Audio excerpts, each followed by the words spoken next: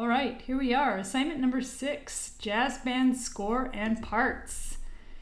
So let's begin.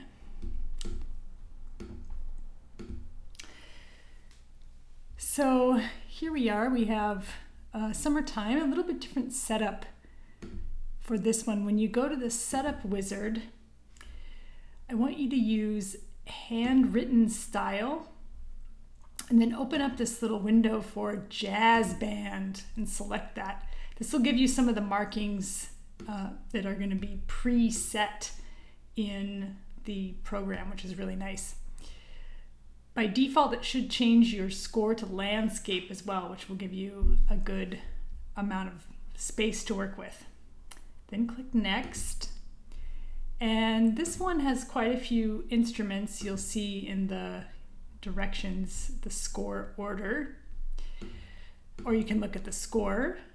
For example, you add voice, and then we'll go to woodwinds, tenor sax, add, and you can always change the score order over here, so in the end that it's the correct order as you go. You can use these little buttons as you add each thing.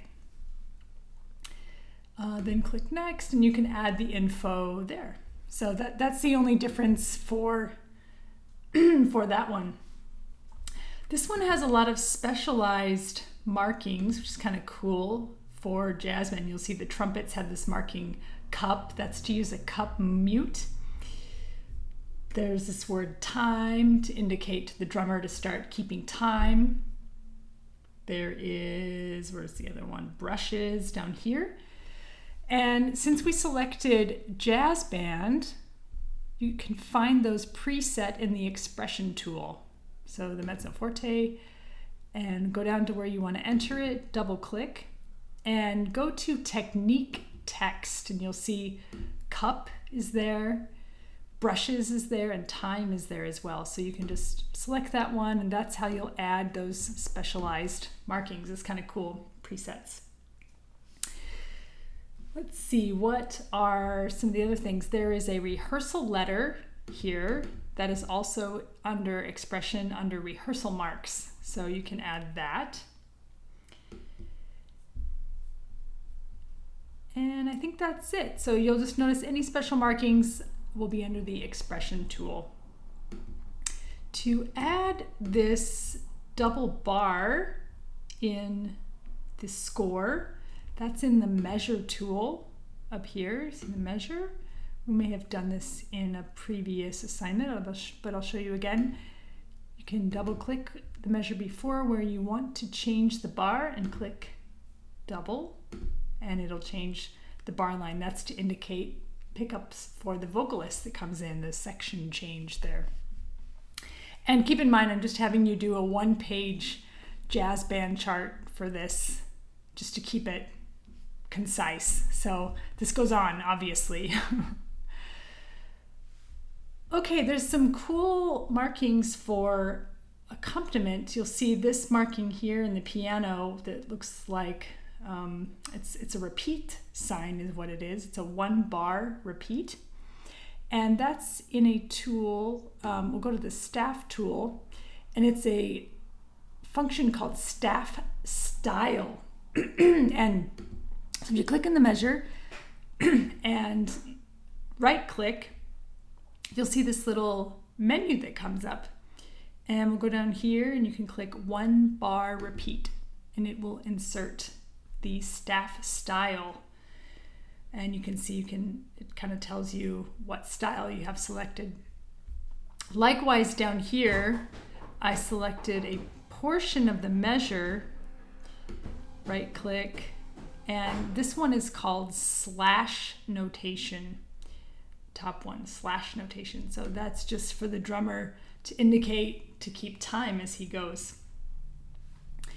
So those are the couple specialty ones there. The rest of the part is just a lot of note entry and slur markings.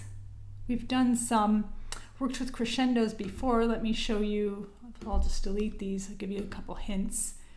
If you click and drag crescendo, do you see how there's all these little pink boxes I can highlight. If I highlight the end one, I kind of like to use the arrows on the keyboard to make them longer, rather than sometimes dragging it it's not kind of bouncy with the mouse or a trackpad. So that's how you can make these a little more accurate. There's a lot of these to enter.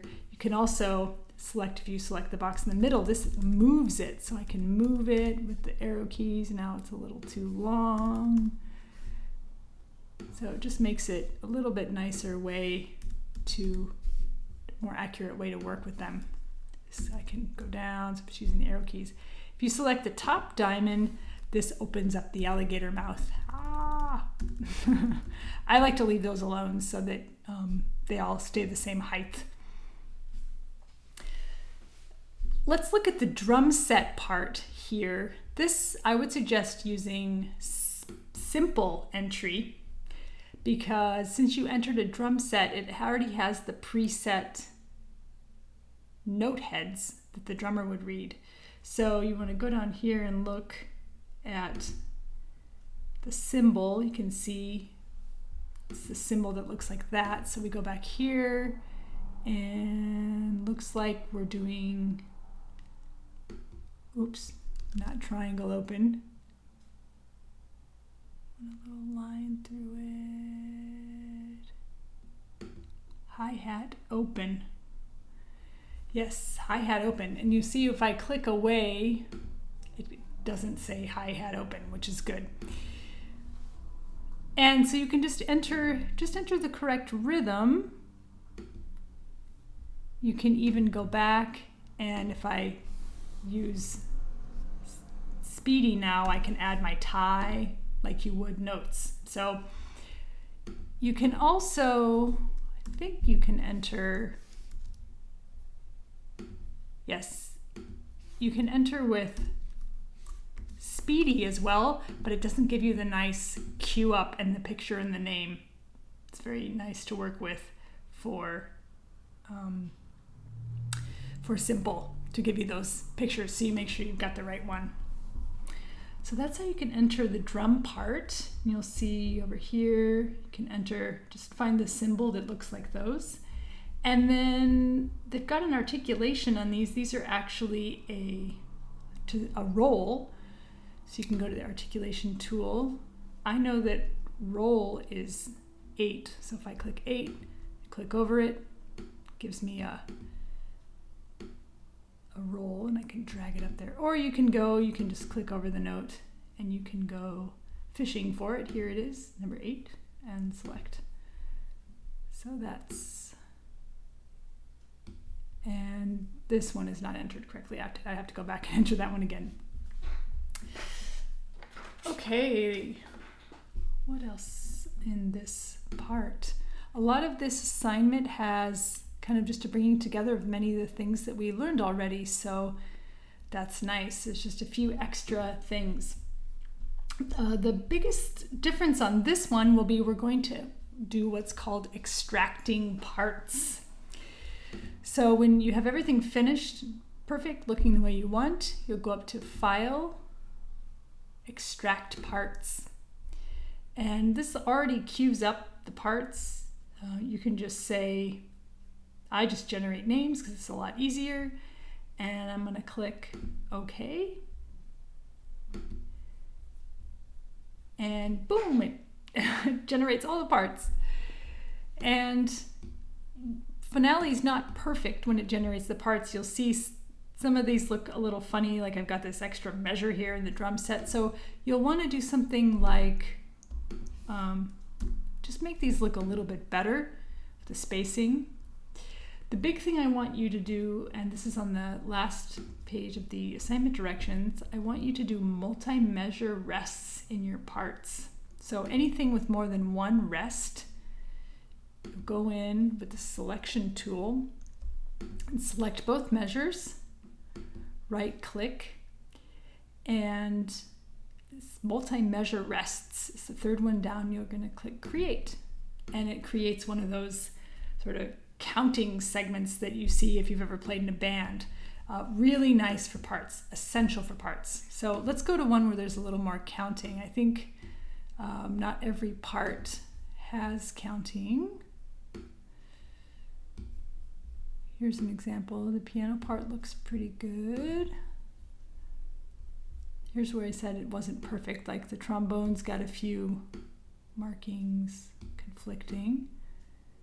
So you just want to look over these and make them look nice. I'm gonna make this a multi-measure rest because there's more than one. I think it's the voice that has the most in this one. This one, very important because you have a bunch of rests, people get lost. So select all those rests together, especially in the voice part. Right click with the staff tool, multi-measure rest, create. So I'll be looking for that in your parts. When you submit this assignment, I want you to submit PDFs of your score and of your parts. So you'll need to export PDF for each one of these, and as well as a WAV file of just the score. So you don't have to do the WAV file of the parts, just of the score. This would be something typical if you were going to give this to a band conductor and say, here's my MIDI realization of the score, here's all the parts, here's the little package, and I want you to compress them into a folder. So if you've never done that before, I'll just show it. Let's pretend like these are all my files, my parts, and my score. I just went to my desktop, just make this easy. You select everything you want to compress, right click, and in Mac, you just click compress, and it creates what's called a zip file. And when you submit this on Course Connect, you'll submit just the zip file. In PC, it's you right click, and I think, I'm trying to remember when I did on PC, I think it has like a thing that says send to, and then it's further down in the list, and then send to compressed folder. So same process though, select the files you want to compress, right click, and you send to a zip or a compressed folder. All right, that's it for this assignment. It's due a week from this Wednesday, and I'll look forward to seeing this one.